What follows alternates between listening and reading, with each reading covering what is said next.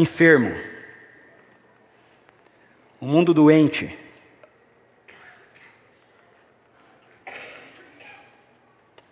Obrigado. A natureza está doente. Os nossos relacionamentos estão doentes. As nossas emoções estão enfermadas. O nosso corpo está enfermo. Nós podemos olhar ao nosso redor e a gente vai constatar isso o tempo todo, em cada uma dessas dimensões. Se nós tomarmos, por exemplo, a questão da saúde, no que diz respeito ao nosso corpo, e olharmos para a realidade, por exemplo, da saúde pública brasileira, nós vamos perceber que até mesmo o nosso sistema está doente. Eu coloquei aqui alguns principais desafios da saúde pública no Brasil que nós levantamos essa semana. Falta de médicos. O Conselho Federal de Medicina estima que exista um médico para cada 470 pessoas. Falta de leitos. Em muitos hospitais faltam leitos para os pacientes e a situação é ainda mais complicada quando se trata da UTI. Falta de investimento financeiro. Em 2018, apenas 3,6% do orçamento do governo federal foi destinado à saúde, enquanto que a média mundial é de 11,7%. Existe uma grande espera para atendimento. Essa semana mesmo houveram várias matérias na televisão mostrando essa situação aqui em Campinas. Agendar consultas com médicos especialistas pode demorar até meses, mesmo para os pacientes que precisam de atendimento imediato. O mesmo acontece com a marcação de exames. Aí, como forma de ter acesso ao atendimento médico, o que nós fazemos? Muitas pessoas recorrem à saúde suplementar, ou seja, aos planos de saúde privados. Porém, os preços praticados por esses planos estão cada vez mais altos, o que faz com que 75% da população dependa apenas do SUS. Uma pesquisa que foi realizada e divulgada em 2018 pelo Conselho Federal de Medicina demonstra que 89% da população brasileira classifica a saúde pública ou privada como péssima, ruim ou regular. Isso é um exemplo. Eu poderia dar exemplos da natureza estar enferma, por exemplo, olhando para as catástrofes naturais que nós vivemos cada vez mais intensa dentro da nossa história. Mas não tem nenhuma novidade aqui. A questão é, essa realidade, é a vontade de Deus? O desejo de Deus é por um mundo assim? É por um mundo enfermo? A pergunta pode parecer estranha, mas ela é extremamente pertinente quando a gente olha para a postura que muitas e muitas vezes as pessoas têm diante da enfermidade, em qualquer nível, em qualquer ordem, incluindo a enfermidade física, pessoal. Muitas vezes as pessoas olham para isso como se essa realidade fosse a vontade de Deus para a humanidade. Alguns até mesmo chegam a culpar Deus por lidarem com determinadas situações de enfermidade pessoal ou de caos, de situações de caos ao seu redor. Agora, na verdade, a revelação bíblica nos mostra que isso não era para ser assim. O nosso mundo não era para ser assim.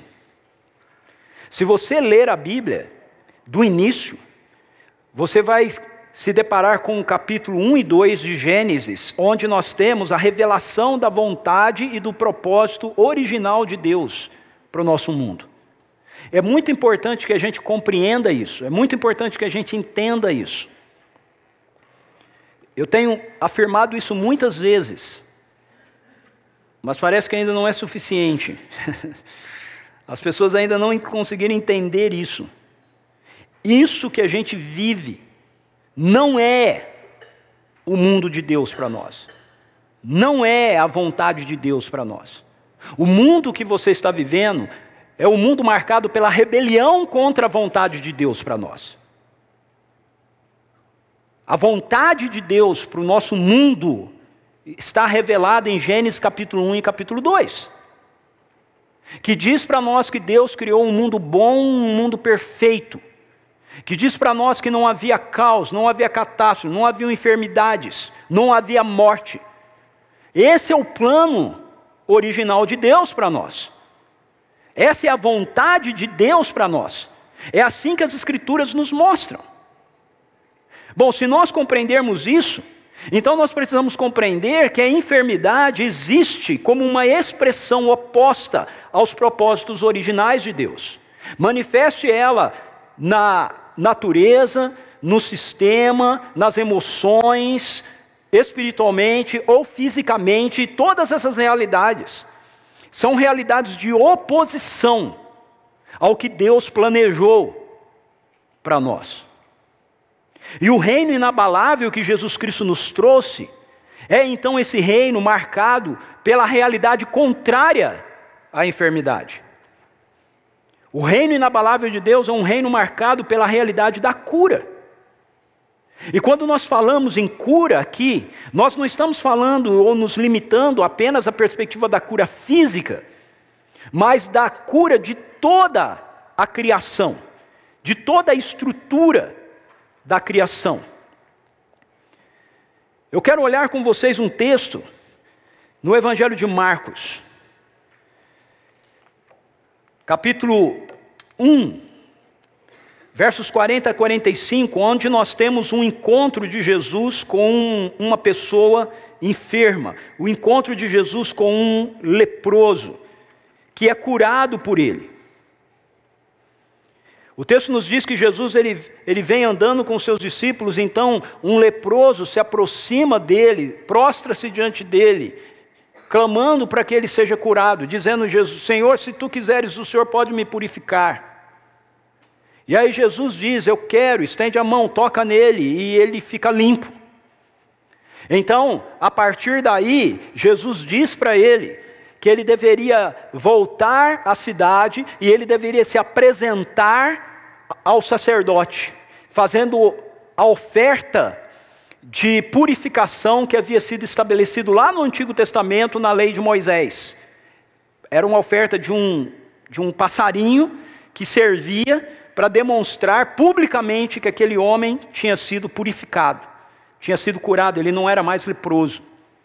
E o texto nos diz que aquele homem sai, e ao invés de ele fazer aquilo que Jesus havia dito para ele, a gente supõe que mais tarde ele faz isso, mas ele simplesmente sai anunciando e contando para todo mundo aquilo que Jesus havia feito em favor dele. Eu quero usar esse texto para a gente tirar algumas lições preciosas acerca do reino inabalável de Jesus ser um reino de cura. E a primeira lição que eu quero destacar aqui é justamente essa, que a cura é uma expressão do reino de Deus. Esse texto que nós acabamos de ler está num contexto anterior, no seu contexto anterior, mostra para a gente que Jesus vem fazendo a cura de várias pessoas, tanto física quanto emocionalmente. Por exemplo, Marcos capítulo 1, verso 30 e 31, diz que Jesus chega à casa de Simão Pedro e a sogra de Simão está enferma. E aí o texto diz assim: a sogra de Simão estava deitada com muita febre, e logo falaram com Jesus a respeito dela. Então, aproximando-se ele, a tomou pela mão e a levantou. A febre imediatamente a deixou e ela se pôs a servi-los. Então veja, Jesus chega na casa de Pedro, a sogra está doente, e Jesus não olha para aquilo como algo natural. Ele não olha para aquilo dizendo: é uma gripe. Não, ele vai lá e ele cura a sogra de Pedro. E ela se senta tão bem que ela passa a servi-los. O verso 35 diz que de madrugada, em meio à escuridão, Jesus levantou-se e saiu de casa. retirou-se para um lugar solitário, onde ele orava. Desculpa, não é o 35, 34. Jesus curou muitos de várias enfermidades, bem como expulsou diversos demônios. Entretanto, não permitia que os demônios falassem, pois eles sabiam quem ele era. Então o verso 34 mostra Jesus curando pessoas fisicamente, curando pessoas espiritualmente, libertando pessoas do poder maligno. O verso 39 diz que aconteceu que ele, Jesus, percorreu toda a Galileia, pregando nas sinagogas e expelindo os demônios. De novo, um texto falando de Jesus trazendo cura espiritual, libertando pessoas do poder maligno. E é dentro desse contexto que a gente chega no verso 40. Veja, é isso, esse contexto de Jesus estar curando, de Jesus estar libertando, que leva o leproso a ter uma certeza. Qual é a certeza que esse leproso tem? Jesus tem o poder para curá-lo. Jesus tem o poder para curá-lo. Ele sabe disso, por quê? Porque o contexto anterior nos mostra Jesus fazendo isso várias vezes. Então ele chega diante de Jesus e ele diz para Jesus: se quiseres, podes purificar. Ele sabe que Jesus pode, mas ele tem um problema. Qual é o problema? Ele não sabe se Jesus quer. Ele diz: se quiseres, pode purificar. E aí, muitas e muitas vezes, nós tomamos essa frase do leproso para interpretá-la da seguinte maneira: se for da vontade de Deus, Ele pode curar uma pessoa ou não curar uma pessoa. No entanto, nós precisamos olhar para como foi a resposta que Jesus deu a ele. Ele diz para Jesus: se quiseres, pode purificar-me. Eu sei que o Senhor tem poder para me purificar, eu não sei se o Senhor deseja me purificar. E qual foi a resposta que Jesus deu? Verso 41 diz assim: Jesus, cheio de compaixão, estendeu a mão, tocou nele e disse: quero, seja purificado. Então, se por um lado nós temos essa questão levantada muitas e muitas vezes quando a gente lê o primeiro versículo, que nos leva às vezes a questionar: uma pessoa pode ser curada ou não ser curada se for da vontade de Deus, porque o leproso diz: se quiseres, podes me purificar. Fica incompleta sem a gente olhar para qual foi a resposta de Jesus. A resposta de Jesus foi: eu quero. Eu quero. Fica limpo.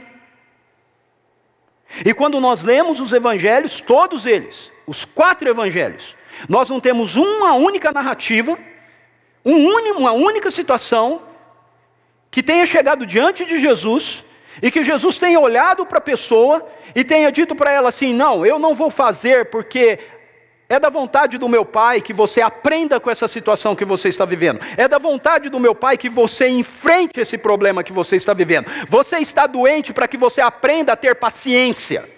Você está enfrentando essa situação para que você aprenda a ter paciência. Você não encontra Jesus dando essa resposta absolutamente para ninguém. Todas as vezes que chega a Jesus uma situação, Jesus interfere nessa situação. E algumas vezes, ele interfere sem nem chegar nele. Ele é um abelhudo. Por exemplo, ele está chegando na cidade da viúva, na cidade de Naim, vem saindo um cortejo. Ninguém pediu para ele ressuscitar o filho da viúva. O texto diz que ele olhou e ele teve compaixão da mulher. Ele parou o velório. Ele disse para o menino morto: levanta. E ele voltou dos mortos, ele entregou ele para sua mãe.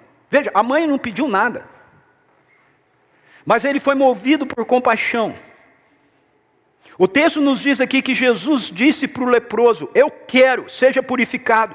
Veja, entenda isso, meu querido e minha querida. Jesus é a revelação exata de quem Deus é. Jesus não revela Deus um pouco. Jesus revela toda a realidade de Deus. Ele demonstra a verdadeira realidade do coração do Pai. Hebreus capítulo 1, versículo 3 diz que Jesus é a expressão exata de quem Deus é. Isso significa então que o que nós vemos nos evangelhos diante da enfermidade, da reação de Jesus à enfermidade, da reação de Jesus ao caos, por exemplo, uma tempestade, é que o Pai quer a cura das pessoas. Quando Jesus diz para aquele leproso: eu quero, ele está dizendo que esse é o coração do Pai, porque Jesus só faz o que o Pai está fazendo. João capítulo 5, verso 19. Jesus só faz aquilo que o Pai está fazendo. Assim, quando Jesus diz que Ele quer, isso significa que o Pai quer. Jesus não faz coisas contrárias à vontade do Pai. Jesus só faz aquilo que o Pai faz. Então, quando Ele diz que Ele quer, é porque o Pai quer. Se o Pai não quer, Ele também não iria querer. A enfermidade não é parte do propósito original de Deus para a humanidade. Como é que nós sabemos que Deus quer resolver o caos na nossa criação? Como nós sabemos que Deus quer resolver a realidade da morte na nossa criação? Como nós sabemos que Deus quer resolver a realidade da enfermidade presente na natureza na nossa criação? Como nós entendemos que Deus quer a cura do nosso corpo? Como Ele quer a redenção da nossa alma? Porque Gênesis 1 e 2 nos mostra isso. A história, de acordo com o propósito e o plano de Deus, não é o que nós estamos vivendo aqui. É o que está revelado em Gênesis 1 e 2. E aquilo que nós estamos vivendo aqui passa pela realidade da redenção de Deus para essa história. Ou seja, através de Jesus, Deus está redimindo todas essas coisas, trazendo todas as realidades de volta para o seu projeto original. Jesus Cristo é a resposta de Deus para a situação de desconexão do nosso mundo. Ele é a resposta de Deus, Ele é a única resposta de Deus. Se você está há algum tempo já frequentando igreja e lendo a Bíblia, por exemplo, você se depara com a história de Jó. Jó não é a resposta de Deus. Jó é a pergunta: por que o nosso mundo passa pelo que passa? A resposta de Deus para a pergunta de Jó é Jesus. Jesus é a resposta. Jesus é Deus dizendo: isso não vai durar assim para sempre. Essa não é a minha vontade, essa não é a minha realidade, eu estou interferindo nisso para que as realidades sejam transformadas. Entenda que isso não é apenas sobre questões espirituais. É sobre a estrutura da nossa vida. Isso inclui tudo, inclui a natureza, inclui o nosso corpo. Nós fomos ensinados por muito tempo a dimensão de que Jesus, Ele viveu entre nós, Ele morreu numa cruz e Ele ressuscitou para que a nossa separação de Deus queria nos mandar para o inferno, a nossa separação espiritual de Deus queria nos mandar para o inferno, fosse resolvida e nós fôssemos levados para o céu. Muitas vezes nós continuamos carregando isso. E quando nós entendemos o Evangelho só assim, então nós nos deparamos com os dilemas da nossa vida, e nós achamos que tudo que nós temos que fazer é ter uma esperança futura de que algum dia nós vamos para o céu, e essas coisas nós não vamos mais enfrentar. Mas veja, a vida de Jesus, e o ministério dele, aquilo que ele fez, não demonstra isso assim para a gente. Eu quero que você marque o Evangelho de Marcos na sua Bíblia aí, se você estiver com ela ligado. Agora, isso é difícil fazer para a turma que usa o celular, né? Depois você tem que voltar para ela, ok? Eu quero que você vá comigo um pouquinho para Isaías, um texto no Antigo Testamento, Isaías. Profeta Isaías, capítulo 53. Quero mostrar algo para você muito interessante. Olha só, Isaías capítulo 53, versos 1 a 12. Descreve a obra redentora do Messias. Eu quero que você perceba algo nesse texto. Veja como a mesma ação de Jesus em favor da redenção do nosso pecado, ou seja, a resolução do nosso problema espiritual, é a sua ação para a redenção do nosso corpo, para a enfermidade física. Isaías capítulo 53, versos 4 e 5 diz assim: certamente Ele tomou sobre si as nossas enfermidades, e sobre si Ele levou as nossas doenças. Ele tomou sobre si as nossas enfermidades, Ele levou sobre si as nossas doenças. Contudo, nós o consideramos castigado por Deus afligido, atingido e afligido.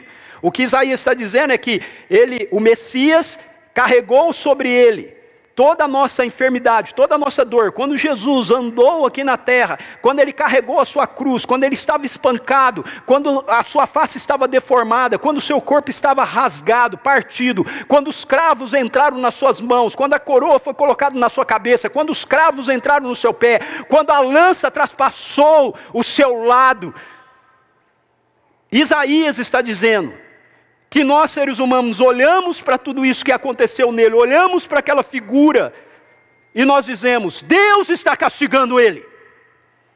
Mas Isaías diz: não, nós consideramos que ele estava sendo atingido e afligido por Deus, mas na verdade o que estava acontecendo é que ele estava tomando sobre ele, no seu corpo, no flagelo do seu corpo, as nossas enfermidades e as nossas doenças.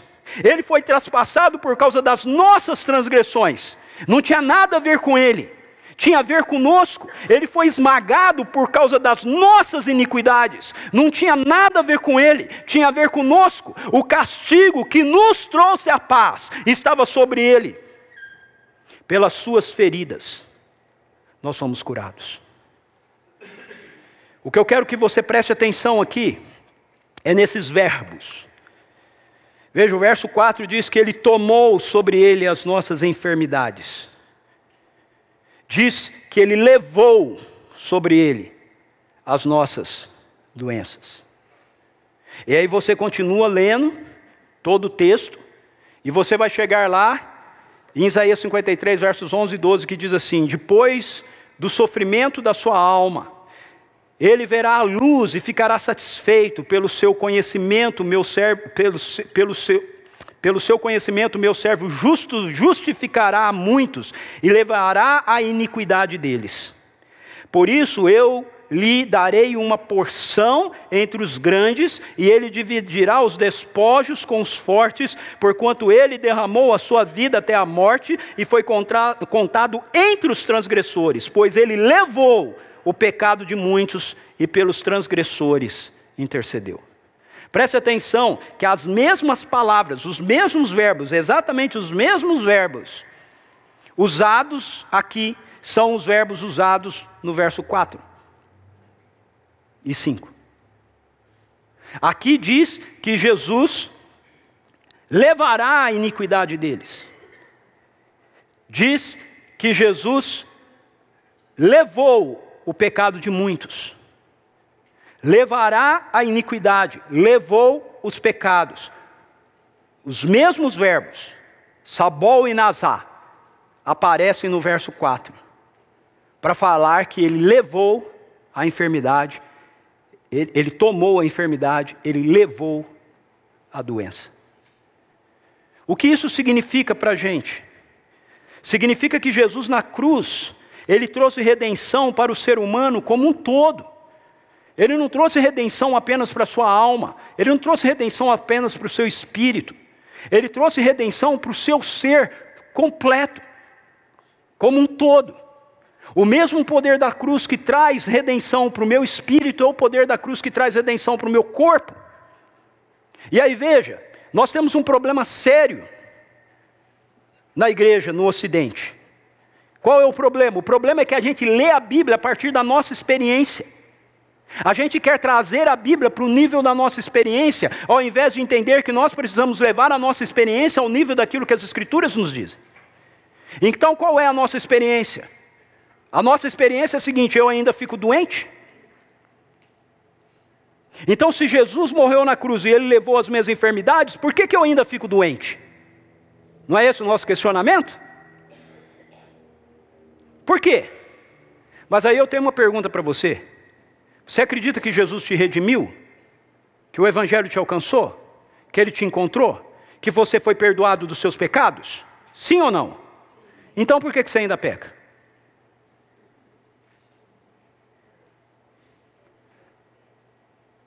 É a mesma questão. Se o argumento da gente é que Jesus na cruz, Ele não morreu para a redenção do nosso corpo também, e o nosso argumento disso é porque a gente fica doente, então Ele também não morreu pela redenção do meu espírito, porque eu ainda peco. Então não é esse o argumento. Esse argumento se baseia na nossa experiência. Nós precisamos olhar e crer naquilo que as Escrituras nos dizem. E as Escrituras me dizem que Jesus morreu na cruz e Ele resolveu o problema do meu pecado, e Jesus morreu na cruz e Ele resolveu o problema da minha enfermidade. O fato disso ainda ser experiência minha aqui, não significa que não esteja resolvido por Ele. Não significa que não vai chegar um momento onde essa vai ser a realidade plena que eu vou usufruir. Tanto em relação à perspectiva do pecado, quanto em relação à perspectiva da enfermidade. Quanto em relação à perspectiva do caos na nossa natureza. Romanos capítulo 8 diz que a natureza anseia pela manifestação da glória dos filhos de Deus. Quando então ela não vai mais estar subserviente ao caos. Essa é a perspectiva. Jesus Cristo na cruz trouxe essa realidade plena. Isso inclui não apenas o perdão dos nossos pecados, mas inclui a redenção do nosso corpo. Você precisa entender que isso vai ser assim, ou isso é assim, porque esse é o plano original de Deus. E o plano original de Deus vai se consumar. É assim que termina as Escrituras. Veja Apocalipse capítulo 21. Por isso que muitas vezes o apóstolo Paulo fala que nós vivemos aqui baseados na nossa esperança com relação ao outro lado da eternidade. A gente não lê a realidade da nossa vida aqui a partir daquilo que nós experimentamos aqui, nós lemos a realidade da nossa vida aqui a partir daquilo que a gente sabe que nós vamos experimentar do outro lado da eternidade. Apocalipse diz assim: então o anjo me mostrou o rio da água da vida, claro como cristal, fluía do trono de Deus e do Cordeiro, no meio da rua principal da cidade. De cada lado do rio estava a árvore da vida, que frutifica 12 vezes por ano, uma por mês. As folhas da árvore servem para a cura das nações. As folhas da árvore servem para a cura das nações. Não haverá mais enfermidade, assim como não haverá mais pecado, assim como não haverá mais caos. Essa é a realidade. Então eu vivo agora na expectativa que essa realidade me encontre. Jesus nos ensina a orar dizendo: Pai nosso que estás no céu, santificado seja o teu nome, venha o teu reino. Seja feita a tua vontade, presente, feita a tua vontade, agora, aqui na terra, como ela é no céu. Como é a vontade dele no céu? Assim. A cura das nações. Preste atenção. De um e de outro lado do rio, diz ele. De cada lado do rio. O rio está passando aqui. Certo? Acompanhe comigo. O rio está passando aqui. De cada lado do rio, ele diz, estava a árvore da vida. Duas árvores da vida. Porque a árvore do conhecimento do bem e do mal não existe mais. Ela se transformou em árvore da vida.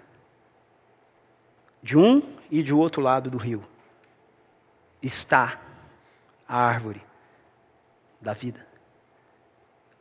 A árvore da vida é a expressão daquilo que Jesus tem, que Deus tem no seu projeto original para nós. E ela carrega essa realidade da cura das nações. Então a cura é a expressão do reino de Deus. Não é a enfermidade, não é o caos. Não é porque nós lidamos com a enfermidade hoje, não é porque nós lidamos com o caos hoje, que a gente deve olhar para essas realidades e dizer assim: ah, essa é a vontade de Deus. Não, não é. Essa é a expressão do seu reino. Não, não é. Não é a expressão do seu reino. Não é isso que as Escrituras nos dizem. Outra coisa que aprendemos com esse texto, pode voltar em Marcos, por favor, é que a cura, ela é não apenas uma expressão do reino de Deus, mas ela é a expressão da compaixão de Deus, da compaixão de Jesus. Veja, o texto diz, cheio de compaixão, Jesus estendeu a mão, tocou nele e disse, quero, seja purificado. O reino inabalável é uma realidade que Deus traz a nós, mediante a presença e obra de Jesus Cristo. Jesus, ele entra em nosso mundo, marcado pela rebelião, ele traz a realidade do céu para esse lugar. Através dele, de quem Jesus é, do que Jesus fez, nós temos acesso ao que está acontecendo no reino de Deus. Quando Jesus, humanamente, entre nós aqui, age do jeito que ele age, quando ele faz as coisas que ele faz, é porque ele é esse acesso da realidade do reino de Deus, do outro lado da eternidade, daquilo que a gente chama de céu, para essa realidade da eternidade aqui, que nós chamamos de terra e que está desconectada de Deus. E o que é que move Jesus? O que move Jesus a curar as pessoas, o que move Jesus a fazer as coisas que ele fazia, é o fato de que ele carregava em si o coração do Pai.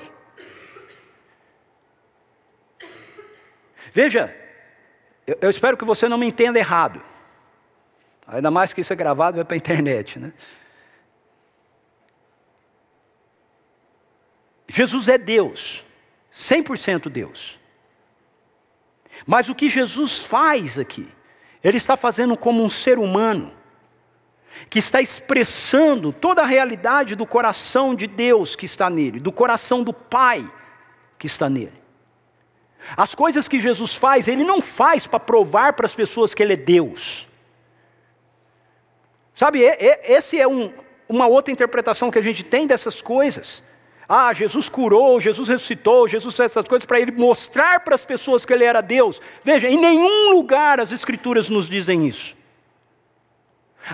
O que as Escrituras nos dizem é que Jesus, pelas obras dele, ele demonstra que o coração do Pai está nele, que a vida do Pai está nele, como aquele ser humano. E todas as vezes que você vê Jesus fazendo algo pelas pessoas, ele não está fazendo para mostrar para as pessoas que ele é Deus, ele está fazendo para mostrar o coração do Pai para as pessoas, ou seja, ele está fazendo movido pela compaixão do Pai. O coração do Pai é assim. O coração do Pai é tomado de compaixão para com a dor, para com o sofrimento, para com a miséria da presente era, para com a situação da sua criação. Jesus nos conta uma parábola onde um filho mais novo foi embora de casa e quando ele volta para casa, o seu pai sai ao encontro dele, cheio de compaixão. O reino inabalável, ele é um reino de cura, porque o Senhor desse reino é cheio de compaixão. Jesus não está curando para dizer, está vendo? Vejam só como eu sou poderoso. Olhem bem, prestem atenção no meu poder. Não é isso que ele está fazendo. Jesus está curando porque o coração dele é tomado pela compaixão do Pai, pela realidade da sua criação. O que isso significa para nós? Isso significa que nós não devemos olhar para as circunstâncias ao nosso redor com o sentimento de que Deus está de mau humor. Sabe, caiu lá uma tempestade em tal lugar, inundou e morreu um monte de gente, porque aquela turma toda lá é gente idólatra, e Deus está de mau humor com eles, e Ele enviou o juízo dele sobre aquele lugar. Cara,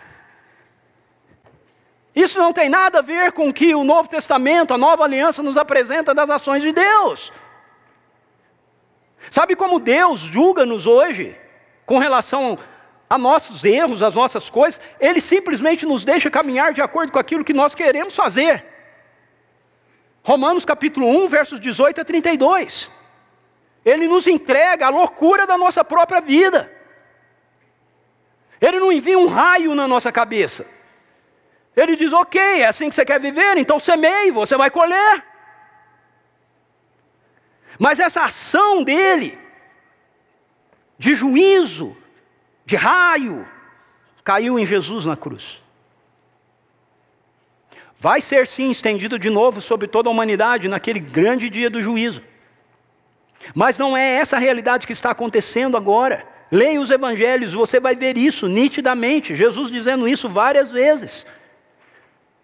Certa vez, 2 dos discípulos dele chegam para ele e dizem assim, porque um grupo de pessoas numa cidade não quiseram recebê-lo, hospedá-lo, diz para ele, Senhor, queres que a gente chame fogo do céu para matar esse pessoal todo aí? Eles tinham acabado de ter uma conversa com Jesus sobre Elias. Se você ler o Antigo Testamento, você vai entender o que eles estão falando. Porque no Antigo Testamento, por 3 vezes, o rei Acabe manda buscar Elias com um capitão com 50 soldados. E eles chegam lá e dizem, homem de Deus, o rei está te chamando. E Elias sentado na maior tranquilidade diz assim, se eu sou homem de Deus, que venha fogo do céu e consuma vocês todos. Pum, pá, mata todo mundo. Aí vem o segundo e fala, homem de Deus, o rei está te chamando. Elias fala, se eu sou homem de Deus, do jeito que você está falando, que venha fogo do céu, acabe com você e com seus 50. Pá, pum, morre todo mundo. Aí vem o terceiro. O terceiro não é louco, né? Já viu as 2 vezes, ele chega, se ajoelha e fala, homem de Deus, tem misericórdia de mim, eu estou criando meus filhos ainda, são tudo pequenininhos, por favor, eu sei como é que é. Postura de humildade. Esses caras sabem dessa autoridade que Jesus havia dado a eles. E eles dizem, querem que a gente faça isso? Quer que a gente chame fogo do céu e consuma essa cidade? Veja, Jesus virou para ele e diz assim, vós não sabeis de que espírito sois. Porque o Filho do Homem não veio para matar e destruir. Ele veio para salvar. Esse é o espírito de Elias, não é o espírito de Jesus. Essa missão de juízo era a missão de Elias, não era a missão de Jesus. Essa era a missão de João Batista, não era a missão de Jesus. A missão de Jesus é trazer cura. Porque ele carrega o coração cheio de compaixão do Pai, que está estendido a nós. Ele traz o amor e a graça do Pai. É importante que você entenda que isso não é uma questão de merecimento. Nós não somos merecedores de nada. Isso é uma questão de compaixão. Jesus não olha para aquele leproso e diz assim, ok, eu estou vendo a sua vida, o seu sofrimento e tal, você já sofreu demais, você merece. Não, o texto diz que Jesus olha para ele, e cheio de compaixão. O texto não nos diz por que aquele homem ficou leproso, o porquê daquela situação, nada. O texto não nos diz se aquele homem era pecador, não era, o que ele era antes. O texto nos diz que Jesus, cheio de compaixão, disse, quero. É uma questão de graça. É uma questão de entender o coração de um Deus que está completamente disposto a nos abençoar. É importante a gente entender isso para a gente não fazer juízo errado. Para a gente não olhar para uma pessoa e aquela pessoa está passando por um sofrimento, ou por uma enfermidade, ou por qualquer coisa assim, e a gente olhar para ela e dizer, ela não merece. Deus não quis curá-la. E olhar para outra e achar que Deus curou o outro, livrou o outro, libertou o outro, porque aquela pessoa fez por merecer. Não, ninguém merece. Ninguém merece. É uma questão de compaixão. A natureza de Deus é amor. Mesmo o seu juízo não é um ato gerado por um coração amargurado. Sabe, muitas vezes a gente cobra por justiça, mas o nosso desejo de justiça é porque o nosso coração está cheio de amargura e cheio de rancor com algo que aconteceu conosco. Mas não é assim que Deus exerce a sua justiça, o seu juízo. A justiça e o juízo de Deus é produzido por um coração compassivo, que não pode tolerar a maldade. Ele não pode admitir a maldade. Por isso que o seu juízo é expresso. Eu queria que você olhasse para esse texto de 2 Reis, capítulo 13, verso 23. Olha que texto interessante esse, na tradução da King James atualizada. Infelizmente a NVI não traduz com esses detalhes. Diz assim: porém o Senhor teve misericórdia de Israel e se compadeceu. Veja, esse é o coração que Jesus está expressando. Compaixão.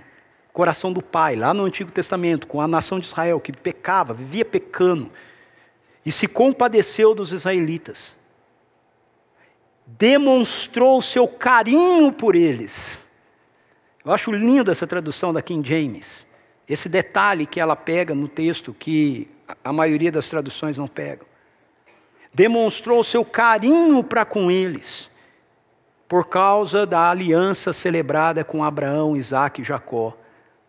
Até nossos dias não quis destruir e nem os rejeitou para longe de sua face. Porque eles mereciam? Não. Se você ler o contexto, você vai ver que eles não mereciam. É por isso que diz aí que ele demonstrou a sua compaixão. Ele se compadeceu e ele demonstrou o seu carinho. Por quê? Porque ele tem uma aliança com Abraão, Isaque e Jacó. Deus tem uma aliança com Jesus Cristo. E através dele, estende toda a sua compaixão e misericórdia para com a sua criação, nos dando a sua salvação. Na verdade, nenhum de nós merece nada, nem cura física, nem salvação espiritual, nem nada. Mas ele faz isso, movido pela sua compaixão e por causa da sua aliança que ele tem em si.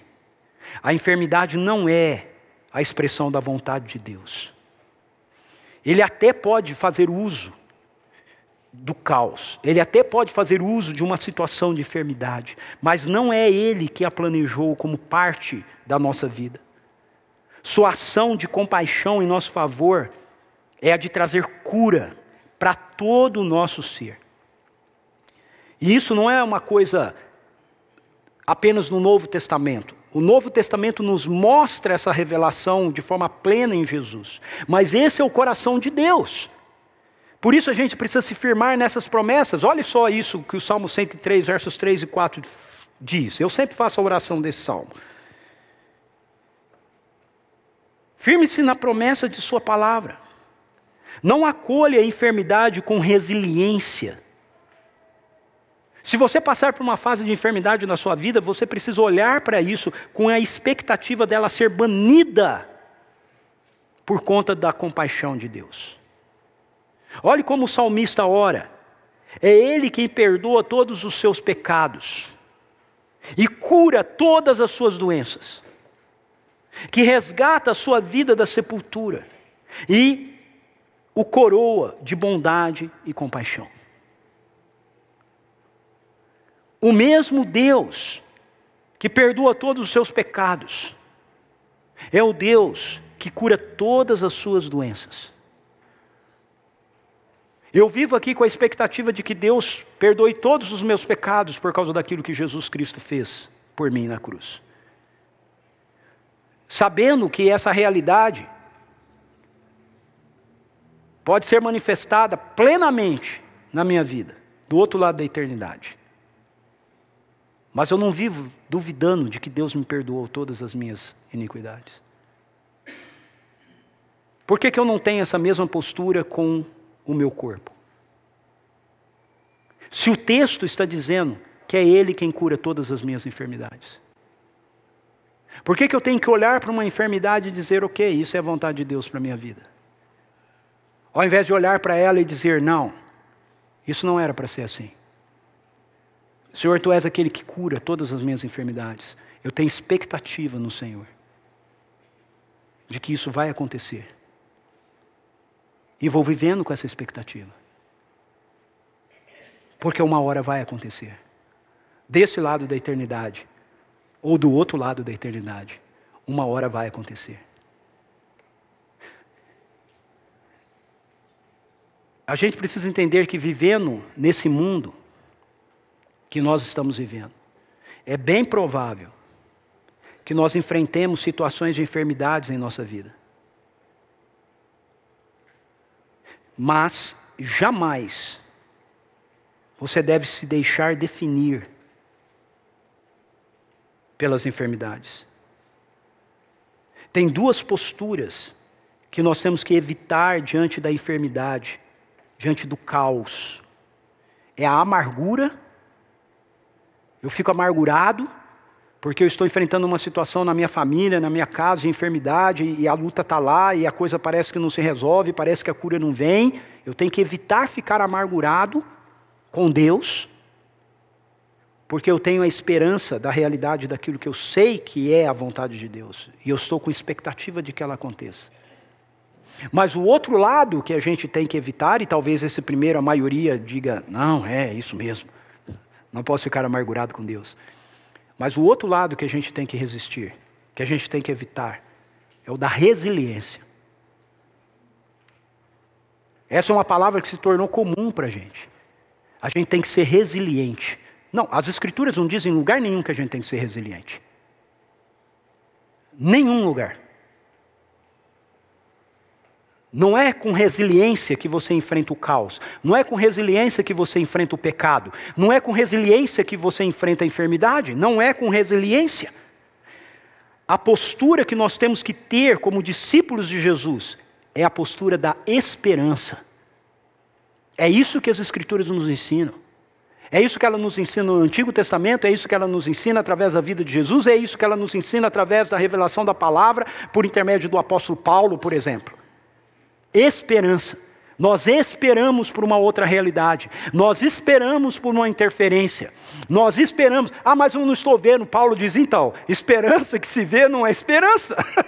Você espera porque você ainda não alcançou. Né? Então você carrega o seu coração de expectativa e de esperança por algo que você espera ser a realidade do reino de Deus inabalável se manifestando na sua vida. Por conta, não do seu merecimento, da compaixão dele. Por último, a cura é uma expressão da integralidade do reino de Deus. Eu quero que você observe como é que Jesus promove essa cura. Olha que interessante. Cheio de compaixão, Jesus estendeu a mão, tocou nele e disse, quero, seja purificado. Veja, Jesus podia ter curado aquele homem apenas com uma palavra. Concorda comigo? Com uma palavra. Ele fez isso muitas vezes. Muitas vezes a pessoa nem estava lá, ele falava assim, vai lá, já está curado. Mas aqui o texto diz que Jesus, que podia ter usado uma palavra para curá-lo, toca nele. Jesus estendeu a mão e o tocou. Na cultura religiosa judaica de Jesus, se alguém tocasse um leproso, ele ficaria impuro como aquele leproso. Eu fico tentando imaginar essa cena. Para mim, na hora que o leproso correu para Jesus, os discípulos que andavam com Jesus saíram tudo correndo. Já com medo do cara. Mas Jesus ficou parado lá, esperando. O cara prostrou, adorou, falou, Senhor, se quiser pode me purificar. E aí Jesus toca nele e diz, quero, fica limpo. Lembre-se que isso aqui está acontecendo no começo do ministério de Jesus, ok? Eu fico pensando nos discípulos. Quanto tempo os discípulos ficaram sem tocar em Jesus? Quanto tempo os discípulos ficaram meio longe dele? Não é? Ai, vai ficar leproso. Não, nenhum, sabe por quê? Porque algo extraordinário aconteceu. Ao invés de Jesus ficar impuro, a pureza de Jesus, a saúde de Jesus, purificou o homem, curou o homem. Os discípulos viram aquilo imediatamente acontecendo diante dos olhos dele. Uau! Agora, por quê? Por que Jesus toca naquele homem? Na cultura de Jesus, quando uma pessoa ficava leprosa, ao contrário da nossa, que a pessoa tem uma doença de pele, mas às vezes está aqui entre nós, ele tinha que ser banido. Ele era banido do convívio familiar, ele era banido do convívio social. Quanto tempo aquele homem era leproso? Era tanto quanto tempo que ninguém o tocava. A última vez que aquele homem viu alguém estender as mãos para ele foi um sacerdote, a quem ele teve que ir para que fosse examinado, para ver se o que ele tinha seria declarado lepra ou não. Sabe como isso era feito na cultura de Jesus? Você ia com uma mancha na sua pele, com uma ferida na sua pele, o sacerdote olhava, ele examinava, tinham testemunhas, então o sacerdote estendia, dava um passo para trás, estendia a mão na direção daquele homem e gritava: imundo! E essa era a última palavra que aquele homem havia ouvido. Uma palavra de maldição. Não uma palavra de graça, não uma palavra de perdão, não uma palavra de salvação, uma palavra de maldição. E ele saía dali, e ele não podia mais voltar para a casa dele, ele não podia entrar mais na cidade, ele não podia mais comprar no mercado, ele não podia mais sair com seus amigos, ele tinha que viver isolado no deserto, e o máximo que ele podia é estar no meio de outras pessoas imundas. Então, quando Jesus toca naquele homem, além dele estar trazendo a cura física para ele, Jesus está trazendo cura para as suas emoções. Jesus está restaurando as suas emoções. Jesus está restaurando o seu valor como ser humano. Sabe, queridos, muitas pessoas com as quais a gente se encontra e na rua, às vezes estão bem fisicamente, mas elas estão destroçadas emocionalmente. Elas ouviram uma palavra de acusação. Elas ouviram uma palavra de maldição. E elas andam carregando aquela palavra como se aquilo definisse quem elas são. E muitas vezes elas se encontram com você e comigo, elas se encontram com a igreja, e ao invés de elas se encontrarem com a graça de Jesus se manifestando através da nossa vida, elas se encontram com o juízo dos sacerdotes.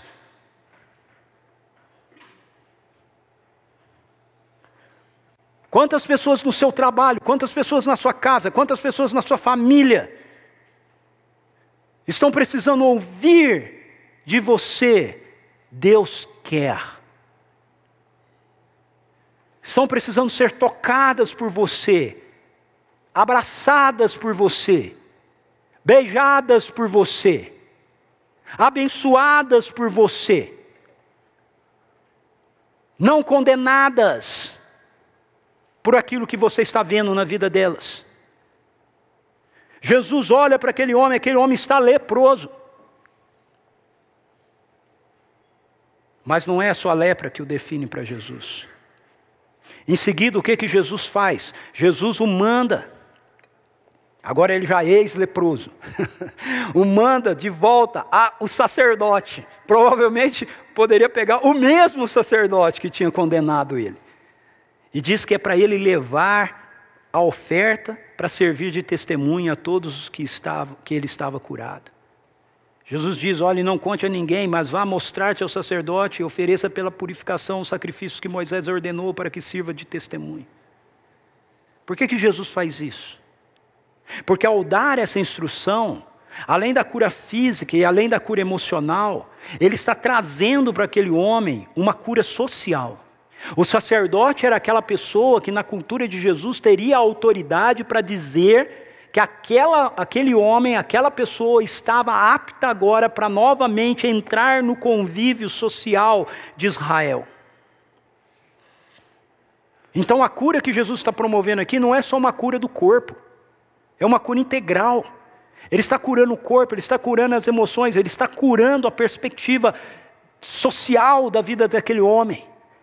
Quando nós vivemos a partir da realidade do reino inabalável que Jesus estabelece, nós não precisamos ficar discutindo ou formulando se nossa missão ela é espiritual, se ela envolve ação social, ela envolve tudo. Porque essa é a realidade do reino, envolve tudo. O reino inabalável afeta a totalidade da nossa vida e da nossa sociedade. O que acontece quando nós nos deparamos com isso? O que acontece quando nós experimentamos a cura vinda do reino de Jesus em nós? Seja no nosso físico, seja nas nossas emoções, seja nas nossas relações sociais. Sabe o que acontece? Nós não conseguimos ficar calados. Jesus disse para aquele homem: não conte para ninguém. Mas olha o que ele faz. Ele, porém, saiu e começou a tornar público o fato, espalhando a notícia. Por isso Jesus não podia mais entrar publicamente em nenhuma cidade, mas ficava fora em lugares solitários. Todavia, assim mesmo, vinha a ele gente de todas as partes. Quando nós nos tornamos seguidores de Jesus Cristo, nós passamos a ser filhos e filhas de Deus e representantes desse reino inabalável que traz cura para as pessoas, para a nossa sociedade. Nós vemos nos evangelhos que Jesus Cristo nos enviou como seus seguidores ao mundo, da mesma maneira que o Pai o enviou. João 20, 21, assim como o Pai me envia, eu vos envio. Ou seja, nós fomos enviados para que as manifestações do reino de Deus se evidenciem através de nós. Não só em nós, mas também através de nós. Como elas se evidenciavam através da vida de Jesus. A obra realizada por Jesus Cristo, ela tem dois lados. Um lado é o lado da redenção, da regeneração. Essa é uma obra feita só por Ele, intransferível. Só Ele é o Cordeiro de Deus que tira o pecado do mundo. Mas tem um outro lado da obra dele, que é o lado onde Ele viveu aqui como um ser humano, nos mostrando como é que é a vida de uma pessoa quando ela vive a partir do reino inabalável. Como é a vida humana quando nós estamos vivendo debaixo dessa influência do reino de Deus em nós. E essa é transferível. Essa Ele transferiu para mim, para você, para cada um de nós, quando Ele enviou sobre nós o Espírito Santo. Essa Ele vai transferir para você, se você se render a Ele. Ele vai enviar sobre você o Espírito Santo. E a mesma realidade que Ele carregou com Ele aqui, para abençoar a vida das pessoas, você vai estar carregando com você para abençoar a vida das pessoas. Sendo assim, se nós somos seguidores de Jesus Cristo, então nós temos o poder do Espírito Santo operando em nós, para sermos os portadores dessa cura inabalável do reino. Para a gente se encontrar com pessoas feridas, fisicamente, emocionalmente, existencialmente. Pessoas que estão achando que estão nessa condição porque Deus as esqueceu, porque não é da vontade de Deus, porque Deus as está punindo. E poder dizer para elas, não, não é assim. Estender as mãos, tocá-las e dizer para elas, Deus quer, seja purificado. Vamos orar? Feche seus olhos, curva sua cabeça. Talvez você esteja aqui essa manhã precisando ouvir isso. Talvez você esteja olhando para trás, olhando para a sua história, olhando para o seu passado. Talvez você esteja olhando agora para o seu presente, você esteja enfrentando uma luta, uma enfermidade na sua vida ou na sua casa. E a sua interpretação disso é que isso é assim, porque é a vontade de Deus. Jesus quer que você saiba que Ele veio para redimir todas as coisas. Ele quer trazer redenção para a sua história, para a sua vida. Cura para as suas relações. Cura para as suas emoções. Cura para o seu corpo. Para o seu espírito. Perdoando a sua rebelião. perdoando os nossos pecados. O que você precisa fazer essa manhã é aquilo que aquele leproso fez. Você precisa vencer a barreira da sua religiosidade.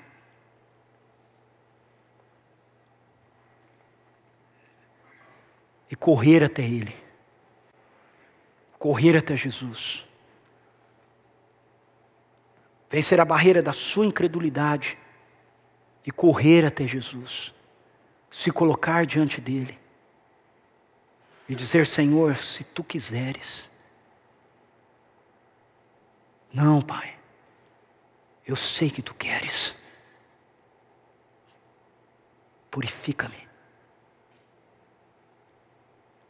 Restaura minhas emoções.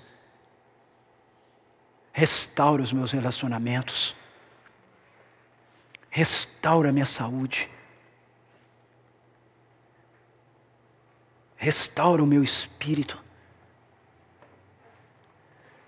Tira o espírito quebrantado e humilhado e enche-me com um espírito de alegria que vem do Senhor. É o que Jesus quer fazer. É o que Ele veio fazer. Mas para isso você precisa ir a Ele. Crer que Ele é a resposta de Deus. Não a sua vontade, não os seus esforços, não a sua religiosidade, não os seus planos.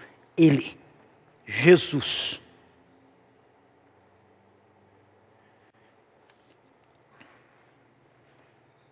E você precisa dizer hoje: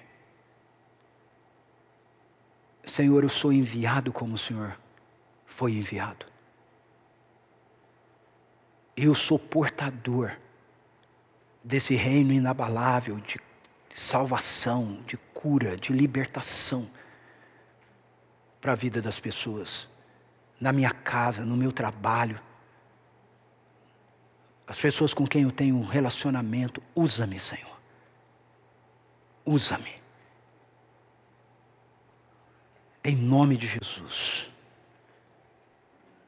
Amém. Amém.